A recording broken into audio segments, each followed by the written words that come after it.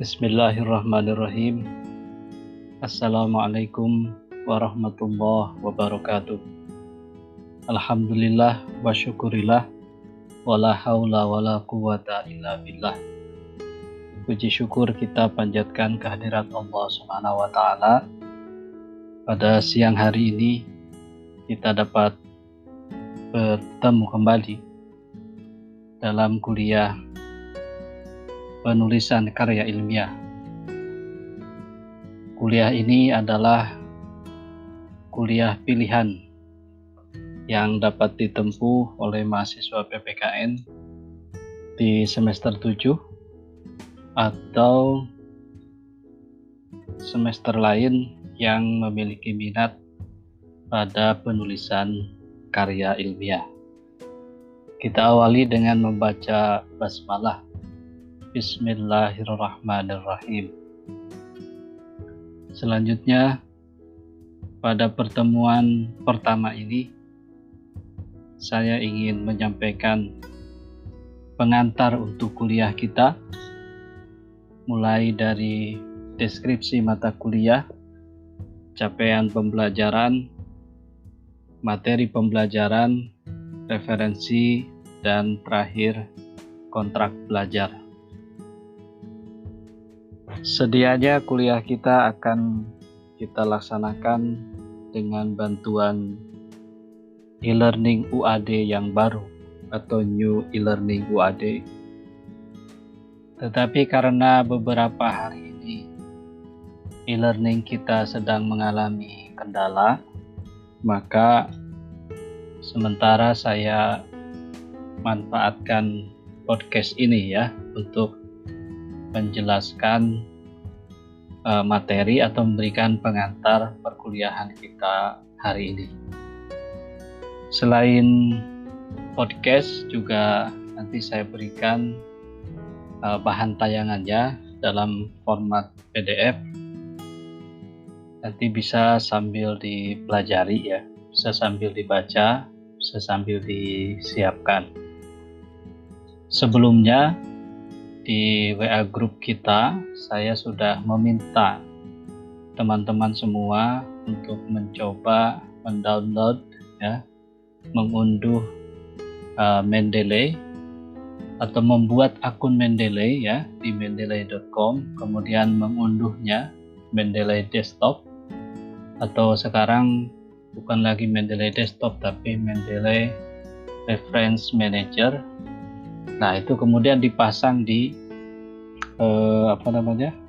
di laptop kita. Gunanya apa? Gunanya adalah untuk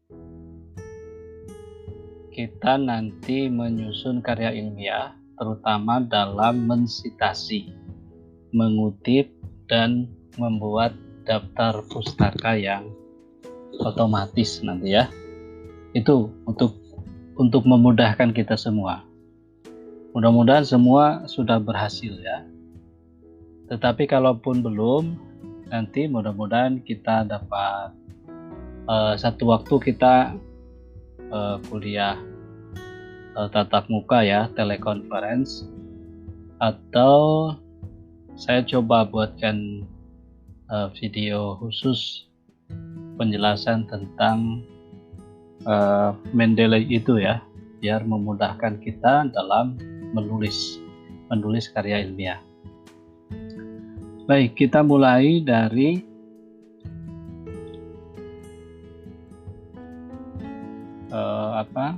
deskripsi mata kuliah ya. Mata kuliah ini memberikan bekal pengetahuan dan keterampilan mahasiswa tentang menulis karya ilmiah berdasarkan kaidah, tata cara, dan etika ilmiah yang benar. Jadi melalui mata kuliah ini ya, 14 pertemuan ke depan, mata kuliah ini akan memberikan pengetahuan. Kemudian di samping pengetahuan juga keterampilannya. Karena ini lebih banyak nanti pada keterampilan, terampil menulis karya ilmiah yang sesuai dengan kaidah, sesuai dengan aturan, sesuai dengan tata caranya, dan mengindahkan etika ilmiah yang benar. Apa etika ilmiah yang benar itu? Salah satunya adalah pengakuan bahwa tulisan kita itu ada kontribusi orang lain yang kita buktikan secara etis dengan menyebutkan karya-karya orang lain itu. Ya, misalkan kita mengutip satu pernyataan orang lain yang terdapat di dalam buku karya orang lain itu. Nah, maka kutipan itu di awal atau di akhir kutipan kita tuliskan ini sebenarnya pernyataan siapa, tahun berapa, gitu ya, halaman berapa, dan kemudian muncul di daftar pustaka. Itu salah satu etika ilmiah yang benar, ya. Jadi itu secara garis besar mata kuliah ini sebenarnya membekali teman-teman semua agar mengetahui, ya, memiliki pengetahuan dan memiliki keterampilan untuk menulis karya ilmiah. Nah, kemudian yang berikutnya adalah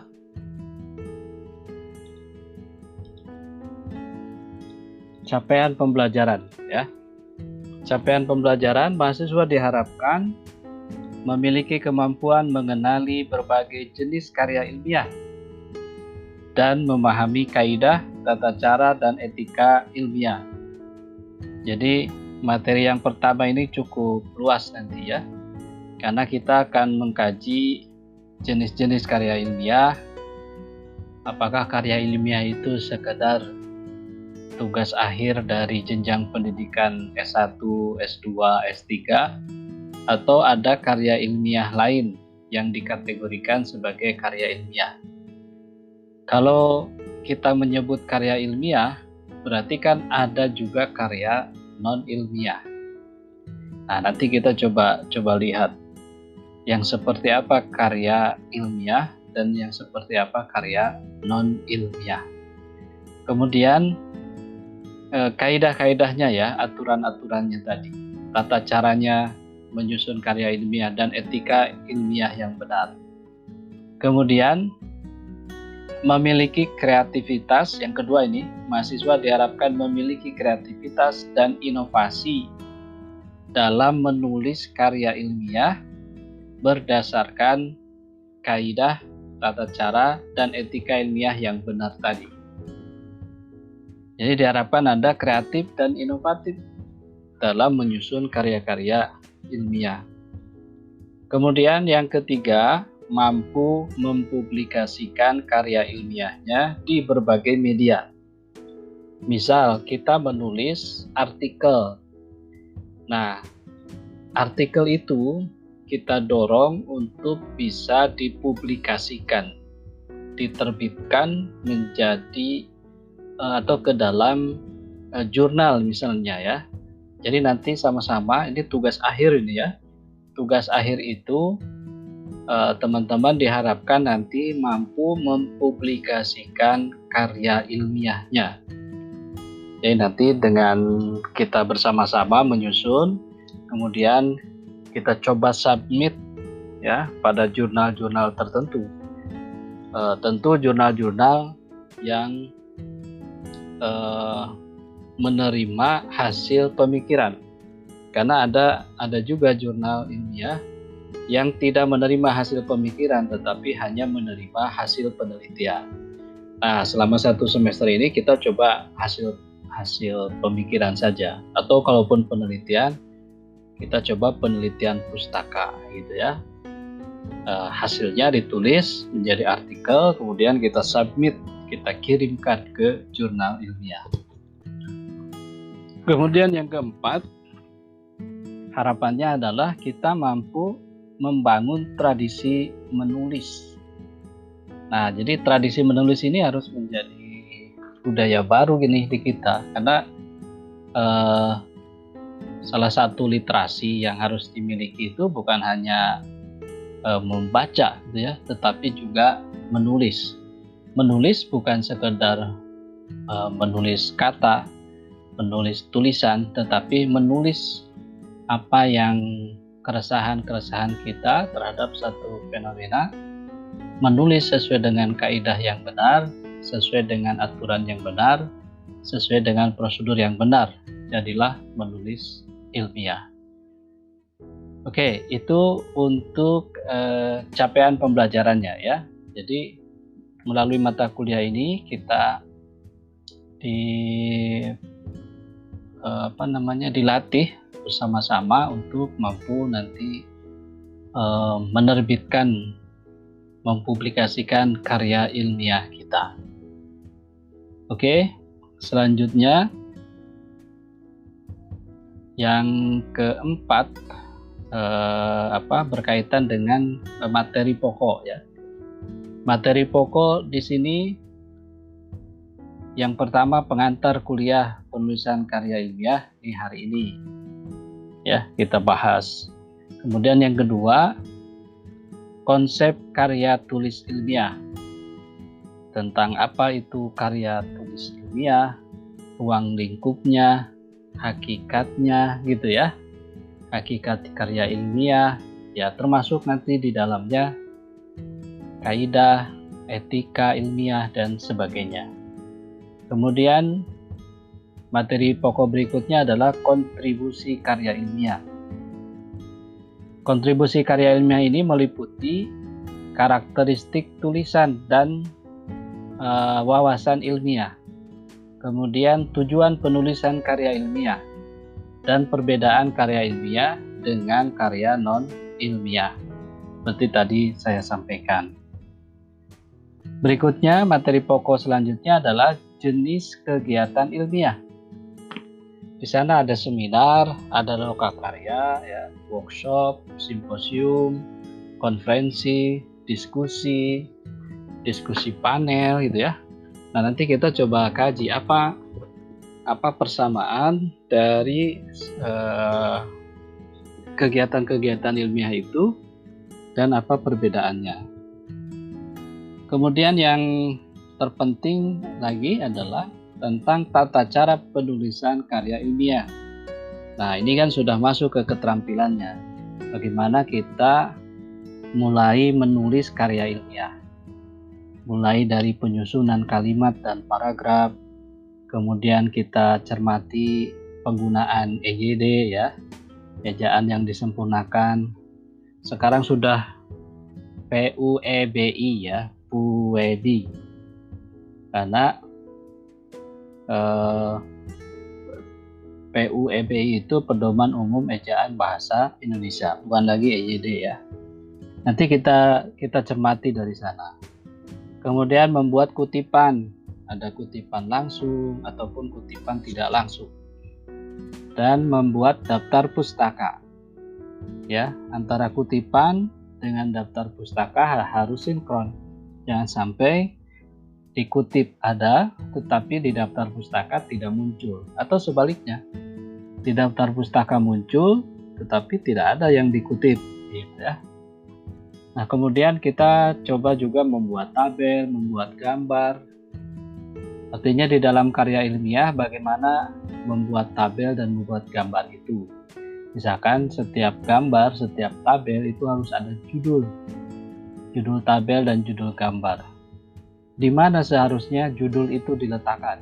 Di atas, di bawah, di samping, atau di mana? Gitu ya. Kemudian yang berikutnya, ini juga sudah keterampilan kita menyusun karya tulis ilmiah. Ya, mudah-mudahan lah melalui kerja bareng nanti kita masing-masing mampu menghasilkan karya ilmiah bersama. Ya, sama-sama menyusun karya ilmiah ini sebagai tugas akhir dan sama-sama semuanya disubmit ke jurnal tertentu. Kalau kita menulis artikel jurnal, kita fokusnya nanti di jurnal ya. Jadi mudah-mudahan hasil akhir atau luaran dari kuliah ini adalah kita memiliki naskah jurnal, naskah artikel jurnal. Ini kan ada beberapa orang ya. Nanti naskahnya bisa disubmit ke beberapa jurnal yang ada. Ya, kan kemarin atau hari ini sudah latihan atau sekarang sedang latihan menulis artikel, kemudian artikel itu dicek plagiarisme gitu ya. Untuk tugas PLP kan seperti itu. Nah, kita akan coba menyusun seperti itu ya, yang rapi, yang sesuai dengan kaidah, memperhatikan etika akademik. Nah, kemudian itu materi-materi pokok kita. Kemudian berikutnya untuk referensi. Nah, untuk referensi sebenarnya banyak sekali buku yang memandu kita menulis karya ilmiah, ya. Tetapi saya di sini misalnya menuliskan ada 3 yang utama. Ditulis yang pertama oleh Haidar Al-Wasilah, ya, dan Susi Susana Al-Wasilah. Ini satu keluarga ya. Judulnya Pokoknya Menulis. Bandung PT Kiblat buku utama. Itu sudah lama bukunya ya. Mudah-mudahan masih tersedia nih. Kemudian yang kedua, buku yang ditulis oleh Freddy Kirana Kalijernih. Penulisan akademik ya. Penulisan akademik. Buku itu memandu kita menulis esai, menulis makalah, menulis artikel jurnal ilmiah, skripsi, tesis, dan disertasi. Ya, kalau ini sepertinya masih tersedia nih, ya, di penerbitnya masih juga tersedia. Nah, kemudian An-Nur Budi Utomo ini menulis cara praktis menulis buku. Saya pernah mendapatkan buku itu gratis dan soft filenya juga mendapatkan ya. Jadi kalau Anda buka-buka D-Publish, penerbit D-Publish ini di Jogja, kemudian tinggal masukkan alamat email, nanti dikirim ini buku ini. Ya, bukunya tipis, hanya 50 halaman saja. Nah, kemudian sumber lain, nanti pada saat kita menulis, kita memperhatikan kamus besar bahasa Indonesia. Tidak perlu memiliki yang tercetaknya sekarang karena mahal ya. Cukup Anda mengunjungi kbbi.kemdikbud.go.id. Di sana sudah ada KBBI daring. Anda boleh buat akun di sana ya. Akun di KBBI. Kemudian Thesaurus Bahasa Indonesia. Itu juga sudah saya cantumkan linknya. Nanti Anda boleh belajar di sana. Dan yang ketiga, Pedoman Umum Ejaan Bahasa Indonesia. Ya. Kenapa ini perlu dipahami? Karena begini, kita tuh sering menulis ya menggunakan bahasa Indonesia, tetapi dalam penggunaan kata, istilah, penulisan itu masih banyak yang keliru. Misal yang sederhana saja. Ketika kita menulis respon, ya, menulis respon. Yang benar ternyata setelah N ada S, respons pakai S. Menulis kerjasama, kita mungkin terbiasa menuliskannya digabung, tetapi yang benar ternyata kerja sama. Menulis terima kasih, kita juga biasanya digabung terima kasih, padahal yang benar terima kasih. Menulis apotek ya, kadang ada yang menulis apotik padahal yang benar apotek. Terus menulis apalagi yang biasa salah itu analisa. Analisa, yang benar adalah analisis. Itu ya. Termasuk penulisan istilah serapan dari bahasa Arab. Nah, ternyata kita sudah terbiasa misalkan menulis sholat, SHALAT, shalat. Padahal kalau lihat di kamus ternyata yang benar itu salat. Musola juga begitu. Yang benar adalah musala. Coba saja kalau Anda ke bandara, tulisannya tuh musala. Musala, salat, zuhur, asar, maghrib, isya, gitu ya. Itu tulisan-tulisan bahasa Indonesia yang benar, tetapi kita sering keliru. Nah, makanya kita perlu buka KBBI, Thesaurus Bahasa, kemudian Pedoman Umum Ejaan Bahasa Indonesia. Nah, yang terakhir adalah diharapkan teman-teman nanti menguasai aplikasi Mendeley. Ya, saya sarankan menggunakan Mendeley karena ini termasuk yang cukup lengkap ya. Sebenarnya bukan hanya Mendeley, teman-teman bisa gunakan yang lain ya.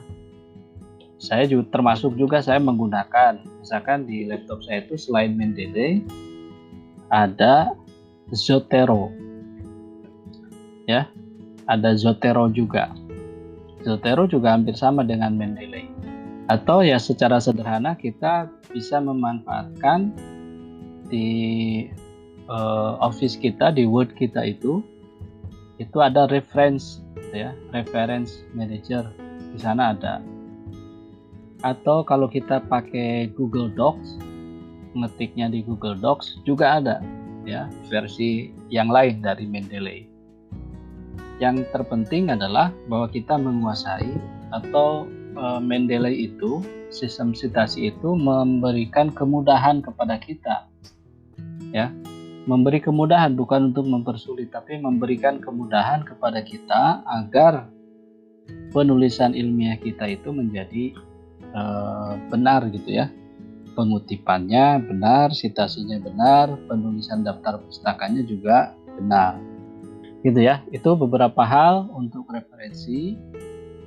Nah, kemudian yang berikutnya adalah kontrak belajar. Untuk kontrak belajar, saya kira ini sama dengan kuliah-kuliah saya sebelumnya. Kegiatan perkuliahan dilaksanakan secara daring ya, sambil menunggu kebijakan universitas saja nih ya. Sementara kita kerjakan secara daring sesuai jadwal yang disepakati. Kita bersepakat pada pukul 14.10 di hari Jumat. Tapi kalau nanti ada perubahan ya nanti tinggal kita sepakati saja. Dan kita rancang perkuliahan ini asinkronus. Jadi teman-teman bisa buka dari pagi sampai malam gitu ya, sampai besoknya lagi.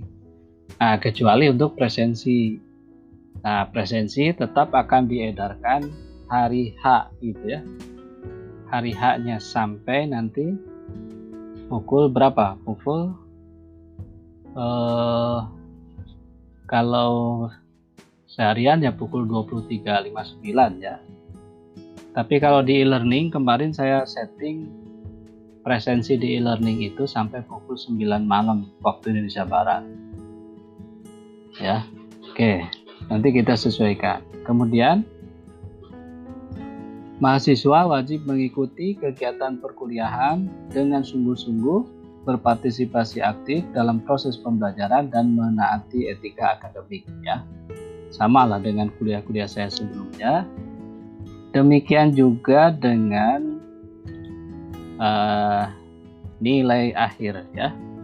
Nilai akhir komponen penilaiannya terdiri atas keaktifan dan sikap 10%, kemudian kuis atau tugas 30%, UTS 30%, dan UAS 30%.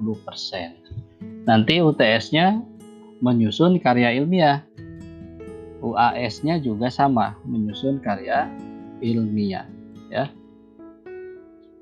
Misalnya UTS menyusun esai, UAS menyusun artikel ilmiah untuk jurnal ya. Kalau esai kan 2-3 halaman selesai. Kalau UAS itu tergantung nanti pedoman yang diberikan oleh jurnal yang akan kita tuju. Nanti kita belajar bagaimana membuka OJS dari sebuah jurnal, kemudian mencari pedoman penulisan untuk jurnal itu. Nah, dari pedoman itu nanti kita tinggal ikuti saja sesuai template yang ada, gitu ya. Sesuai dengan template yang ada. Oh, misalkan jurnal ini menghendaki naskahnya antara 6 sampai 8 halaman misalnya. Atau ada lagi yang lain nggak perlu 6 sampai 8, ya. 4 halaman saja sudah boleh. Jadi tergantung pada template yang disediakan oleh jurnal yang akan kita tuju, termasuk cara pengutipan, ya, karena pengutipan itu ternyata macam-macam. Ya, nanti kita mengenal kalau di sosial biasanya kita menggunakan model APA, ya, American Psychological Association, Asosiasi Psikologi Amerika. Kalau di ilmu hukum misalkan itu kan biasanya menggunakan catatan kaki, ya, footnote. Nah, di Mendeley juga ada, nanti kita coba, ya, kita berlatih. Atau ada model Harvard, ya. Itu juga ada, nanti kita sesuaikan. Nah, skripsi di kita itu model apa, ya, kita menggunakannya model yang mana. Nah, nanti kita bisa lihat tuh dari beberapa model yang ada itu. Oke, ya, itu teman-teman untuk orientasi kuliah penulisan karya ilmiah siang hari ini, ya. Jadi siang hari ini kan baru pengantar saja, pengantar memahami mata kuliah. Nah, sebagai langkah berikutnya, teman-teman yang sudah berhasil memiliki akun Mendeley, ya, coba nanti kita atau kirimkan akun Mendeley-nya, ya, atau Anda boleh cari akun Mendeley saya, Dik PHQ Arif, nanti dicari. Nah, kemudian boleh di follow, ya, biar saya tahu mahasiswa ini sudah memiliki akun Mendeley, ya, karena akun Mendeley bisa saling follow, ya. Silakan, itu untuk kegiatan berikutnya, ya. Selesaikan dulu akun Mendeley-nya, kemudian cari akun Mendeley saya dan silakan di follow biar saya tahu bahwa Anda sudah memiliki akun itu. Nah, jika ada kesulitan, sebenarnya teman-teman bisa membuka di YouTube, itu banyak sekali yang membahas tentang Mendeley, bagaimana menginstal Mendeley, mensitasi dari Mendeley dan sebagainya. Berlatih saja. Dan jangan lupa, kemarin FKIP kan menyelenggarakan beberapa kali seminar tentang penulisan karya ilmiah, terutama dalam rangka PLP, ya. Nah, silakan YouTube FKIP dibuka lagi, ya, dibuka lagi. Ada Pak Suyatno yang memberikan materi, atau Pak Prof Dwi Sulisworo yang memberikan materi. Silakan dibuka, dilihat-lihat, ya, dicermati lagi. Kita banyak belajar dari uraian-uraian seperti itu. Baik teman-teman, saya kira itu saja, ya. Jadi podcast kita kan terbatas hanya 30 menit. Ya, ini sudah hampir 29 menit. Saya kira mari kita syukuri pertemuan ini dengan baca hamdalah. Alhamdulillahirabbil alamin. Kita tutup. Akhirul kalam. Assalamualaikum warahmatullahi wabarakatuh.